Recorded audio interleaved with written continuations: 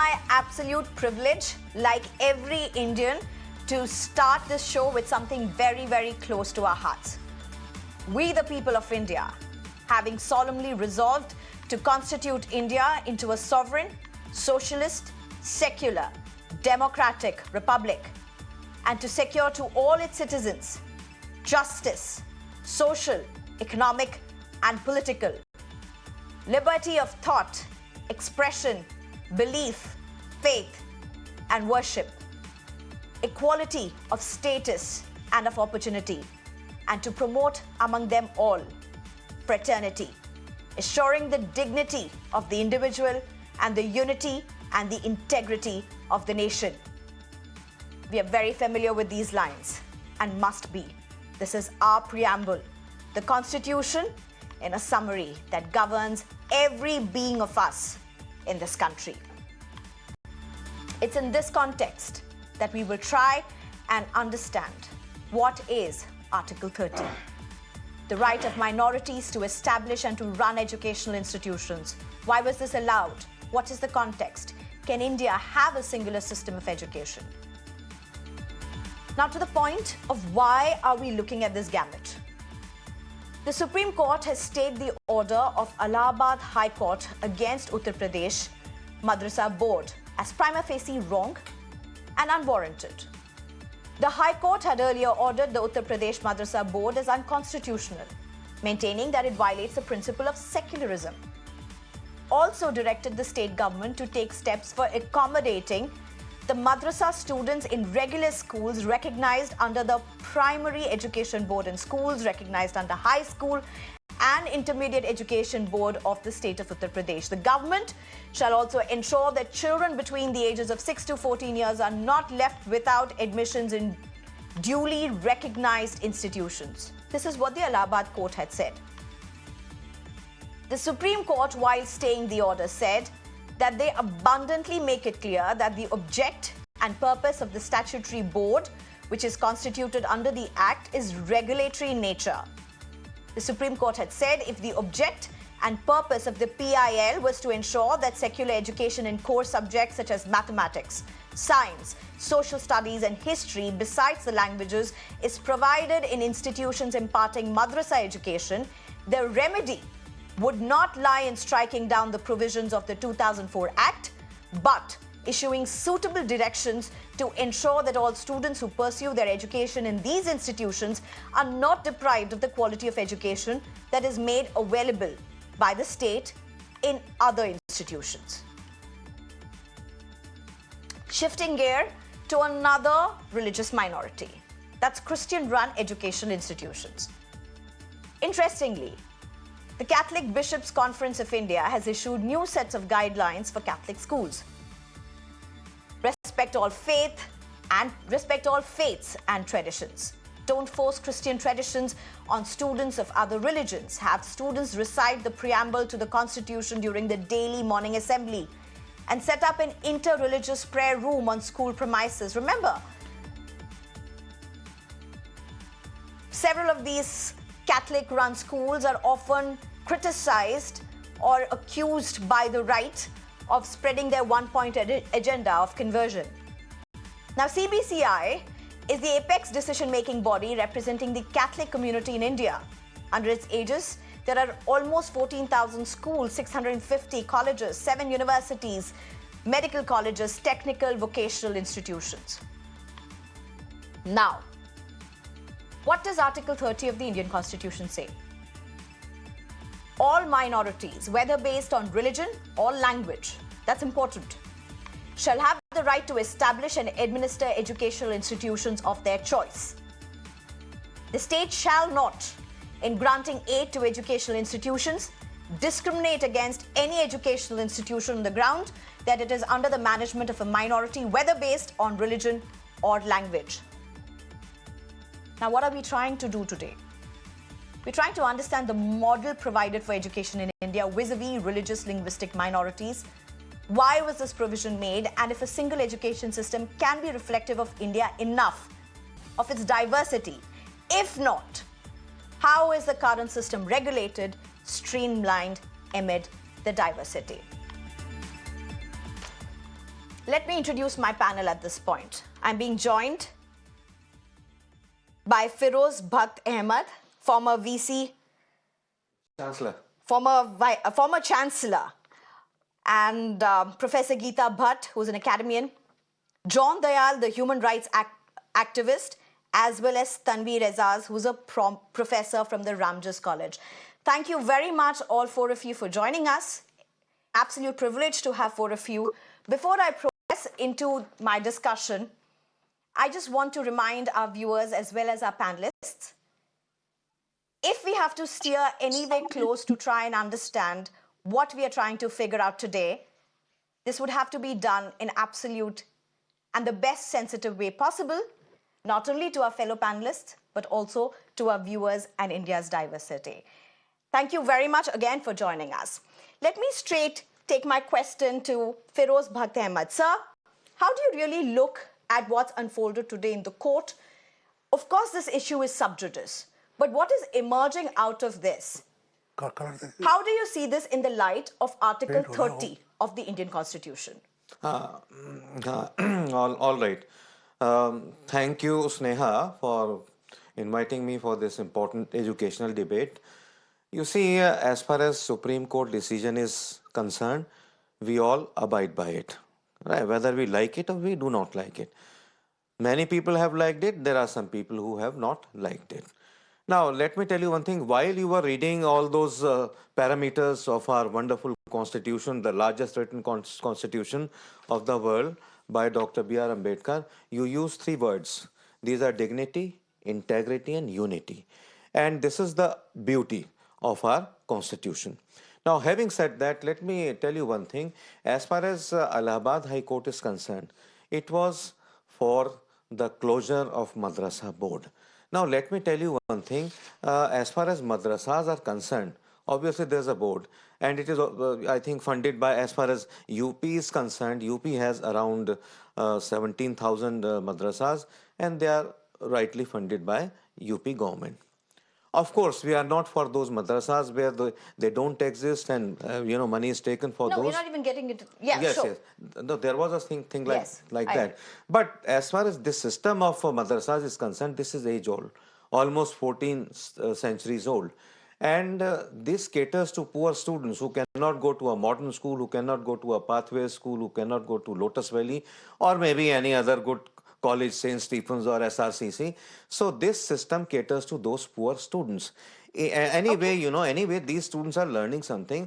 And so far as madrasa students are concerned, just give me 5 more seconds. They are very bright and brilliant because they can learn by heart a thick book like the Holy Quran without making any mistake. So that talent should be tapped, and they should also be given the knowledge of science, mathematics, Hindi, Sanskrit, French, whatever, plus the sports. So are you saying this is not there in madrasas? Usually it is not there. It is coming, but slowly and gradually it is coming, but not the way it should be there. Let me go across to my other panelists as well. Tanvir Aeijaz, do you want to add to what Firoz Bakht Ahmed has said at this point? He's brought in the gamut about how there are certain types of educations that are not mainstreamed in madrasas. How much do you agree with this before we really expand this debate into other aspects as well? Yeah, I think what my understanding about the whole issue is not Article 30, but it's Article 28, which talks about that whether religious instructions or religious worship, would be allowed in any educational institutions or not. And particularly then it comes to Article 30, whether in the minority run institutions, whether they should be imparted or not, right? So this is the crux. The tension is between Article 28 and Article 30, right? And both, one article talks about freedom of religion, right? And the other article talks about cultural and educational rights of minorities, both linguistic and religious minorities, right? So in my understanding, one will have to probe. Of course, madarsas or gurukuls, or for that matter, any religious or cultural schools, those schools, right, needs to be probed carefully, that what exactly is being imparted over there, what are the things. I think it's important to understand the functioning of these institutions, right? So the function of the board as a regulatory body was to see that what exactly is, article 28 says that no religious instructions should be imparted, right? Which means that, which is very clear, 10 that seconds more, sir. sorry, hello, If you could just can you hear 10, me? 10, I 15 can't more hear you. seconds before I go to the introductory remarks of others as well. Yes, I can. I'm just saying 10, 15 more seconds, sir, before I go to the others for the introductory remarks as well.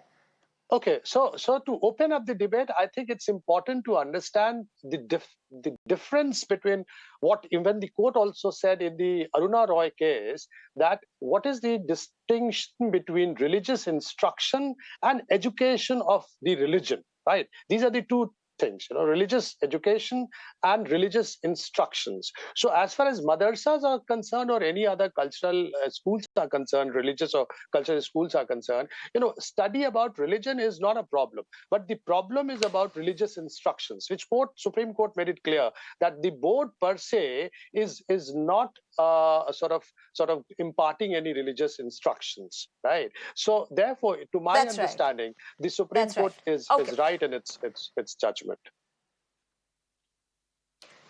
Sure. In fact, we are not even looking at what is right now sub judice. We are not looking at whether the Supreme Court or the High Court, what their judgments were, what is right or what is, because it fairly is sub judice, but we're looking at the basic questions that all of this raises, the basic principles. John Dayal, if I can come across to you. Now, CBCI has gone ahead and issued these directives for schools, for Catholic schools. If we can have it up on the screen, read the preambles, have prayer rooms. Don't force people to pray a particular prayer if they are of another religion. I would say very welcome steps. These are how schools should be. But how do you look at this directive and the context in which it is coming? Thank you very much. As possibly the oldest person in this debate, let me give you a sense of what minorities have done to the education process of this country. Christians over the last 150 years and Islam over the last 1,000 years or more, it was their primary school education which brought spread education, which was earlier confined only to some sections of people. Let me remind you that Rajendra Prasad, India's first president, a great protagonist of Hinduism and Hindi language, studied in a madrasa, as have many others done. Because in those areas, in those villages, the madrasa was the only educational institute where boys and girls of all communities could go. The Muslims learned the Quran, the Hindus and the Christians learned everything else also. Similarly, in a Christian school, and I've been both to central public schools and to Catholic and Protestant schools and colleges, religious education, catechism, is imparted only to Christian segment of the student body. And in some schools, it's a very small number of Christians who are taken out and instructed. The rest of them have that period as moral education, as constitutional education, Okay. as other education systems. So I want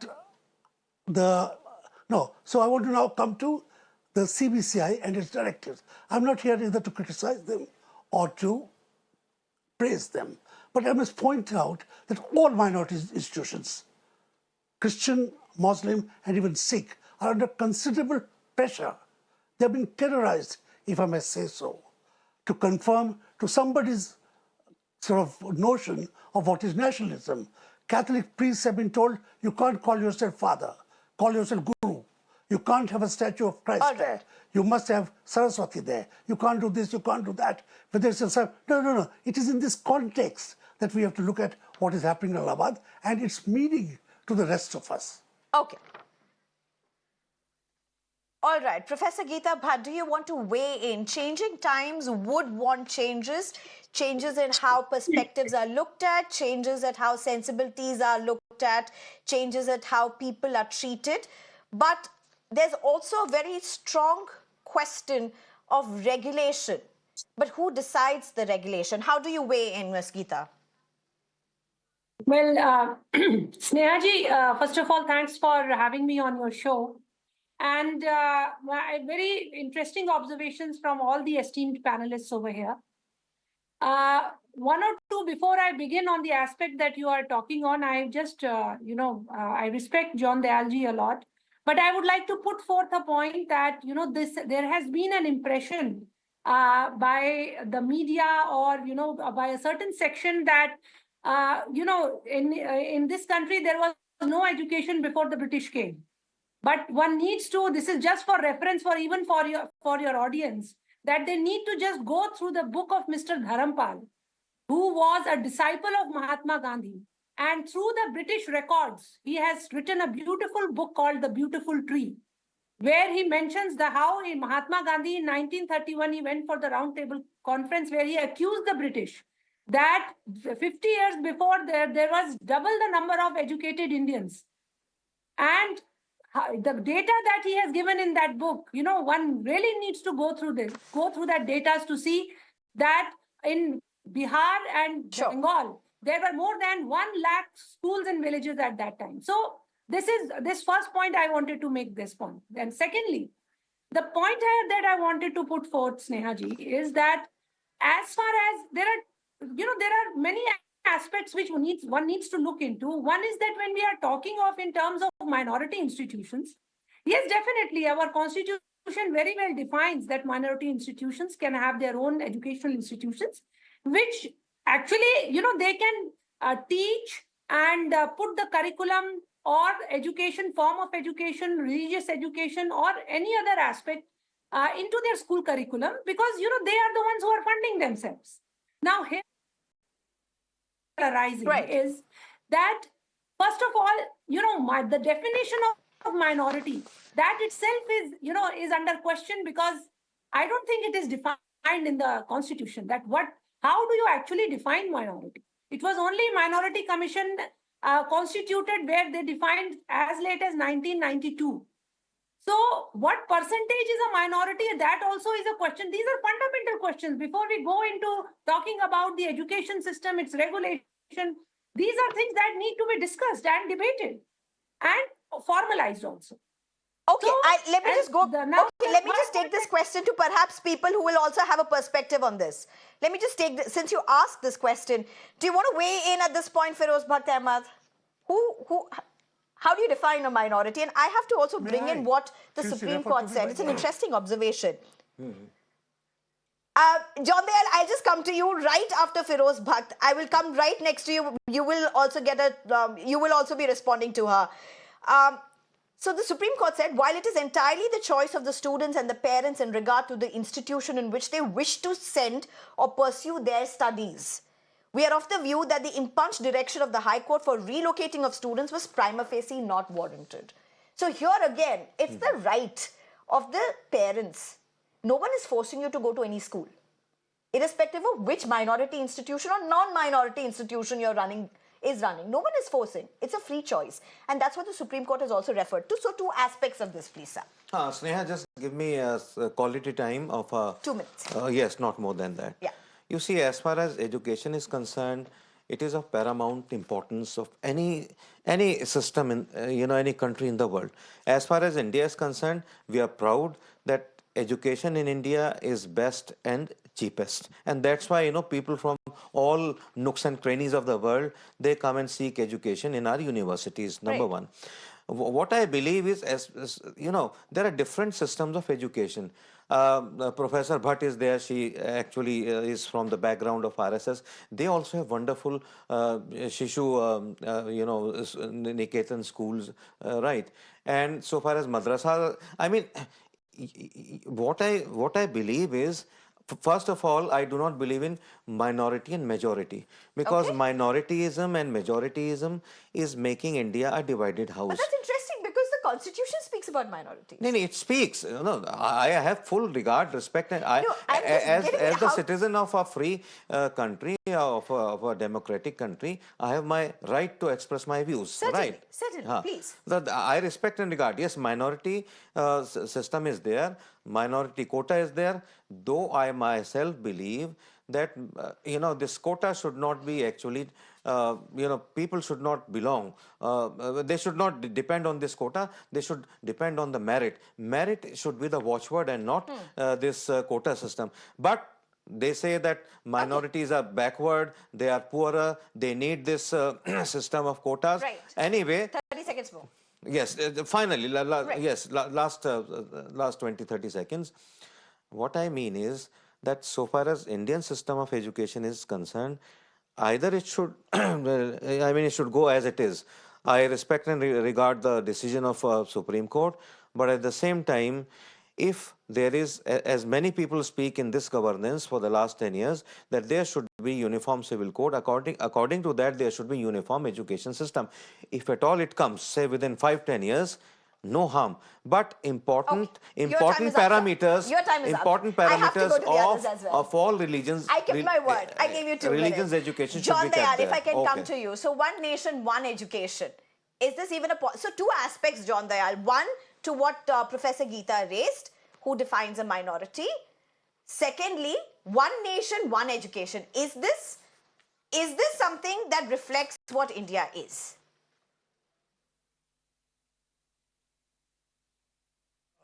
One nation and everybody is educated. But are they? Have you been to government schools in small states or even in large states like Madhya Pradesh, like Orissa, like Chhattisgarh, like Uttar Pradesh, like Bihar? Have you been to those government schools where you don't even have a tat ki patti in the schools? There are no toilets, no water, one teacher. Have you seen the state of government schools? And therefore the dropout rate over the years. I respect Professor Geeta. She's an old friend and an old debater with me over the last 10 years.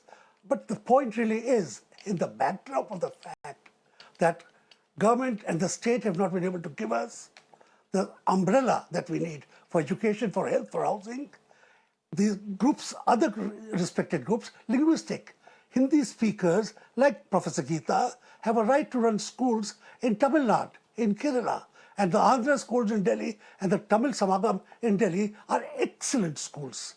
The Sikh schools are excellent, I said, and so are Anglo-Arabic and other schools. So the second point Geeta made, that there is an impression that there was no education before the British came. All of us here have said there were 1,000 years of Islamic education. That's education for a very large number of people.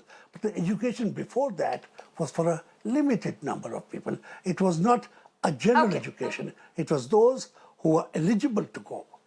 So now let me come to the other point. The Constitution doesn't define religion. How can it define minorities? The Supreme Court has failed to 30 define seconds. Hinduism. These are 30 seconds. These are ploys to divert attention from the premise, the basic thing.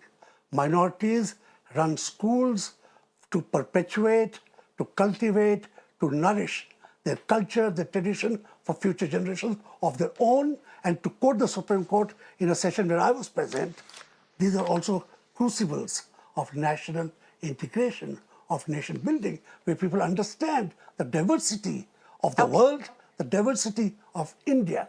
And that is what how the thing is. Okay, Professor Geeta, you have a right to respond, but allow me to please go across at this point first to Professor Tanvir Aeijaz. Professor, I want to ask you this question, and I asked this earlier, but we didn't get a response to this. When you have minority institutions, which may be aided by the government, may not be aided by the government, how do you ensure regulation? And I ask you this question in a very broader context. Christians are accused of conversion for for whatever reasons, wherever it may have happened or may not have happened, or narratives may have been drawn. There are accusations of conversions. There are similar accusations against Muslims as well.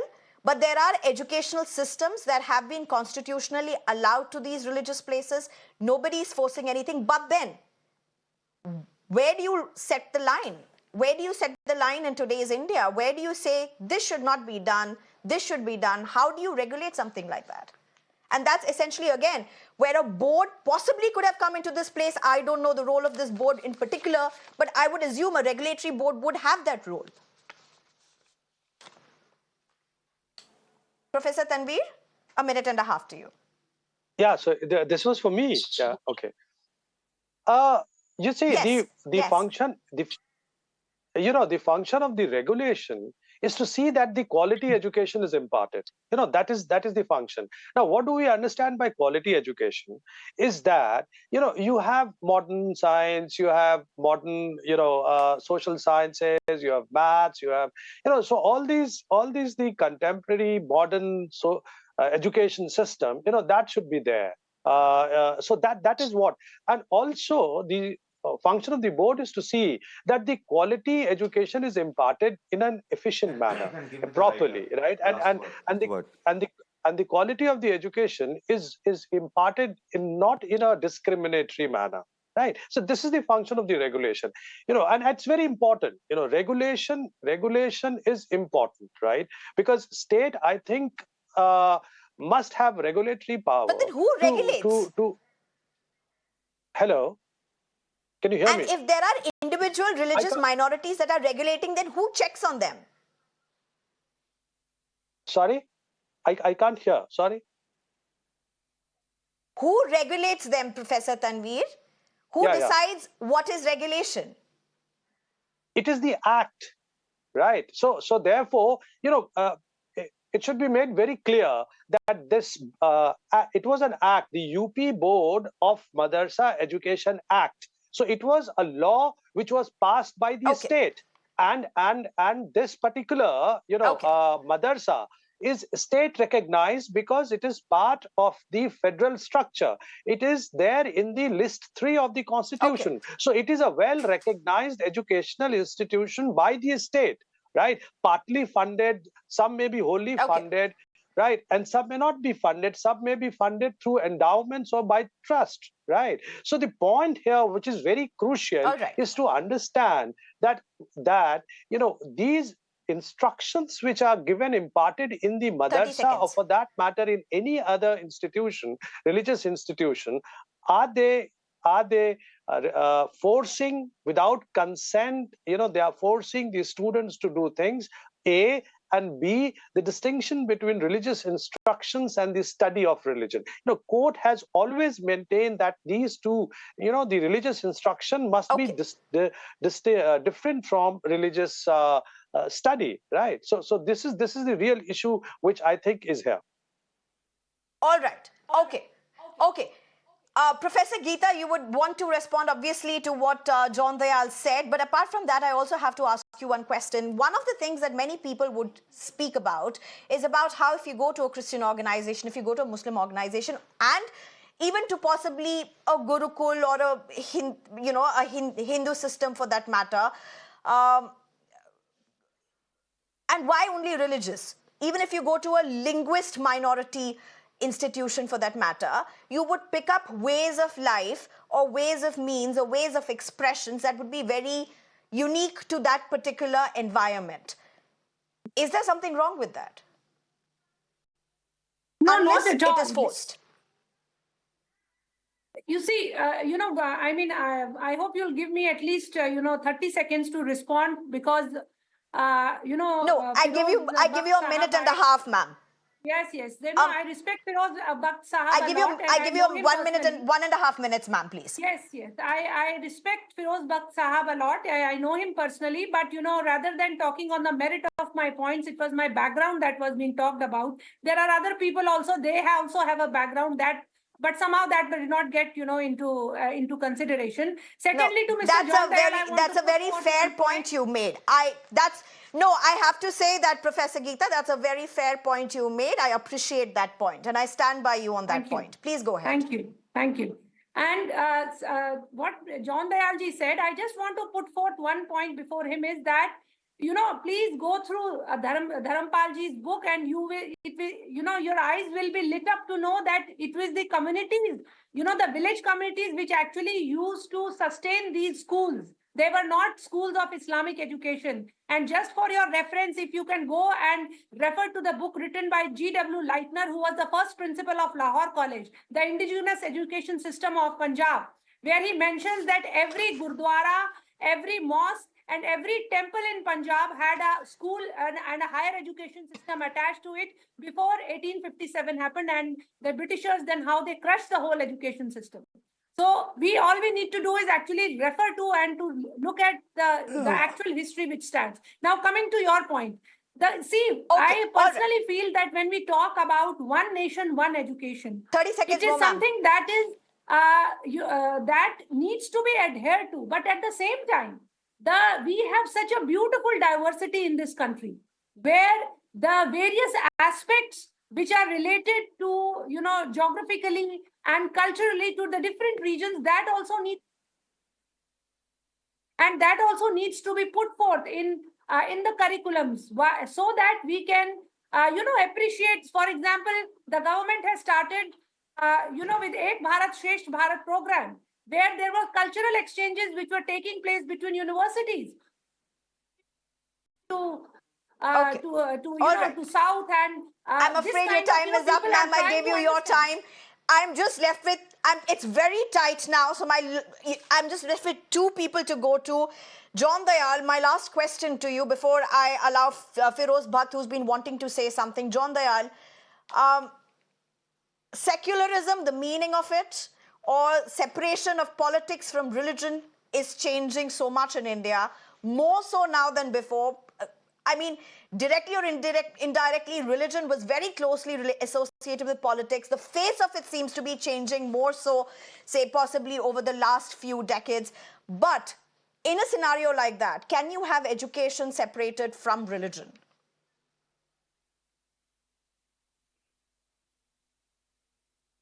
The teaching of religion is a prerogative of each individual religion or way of life, as Gita ji would like to talk about Hinduism.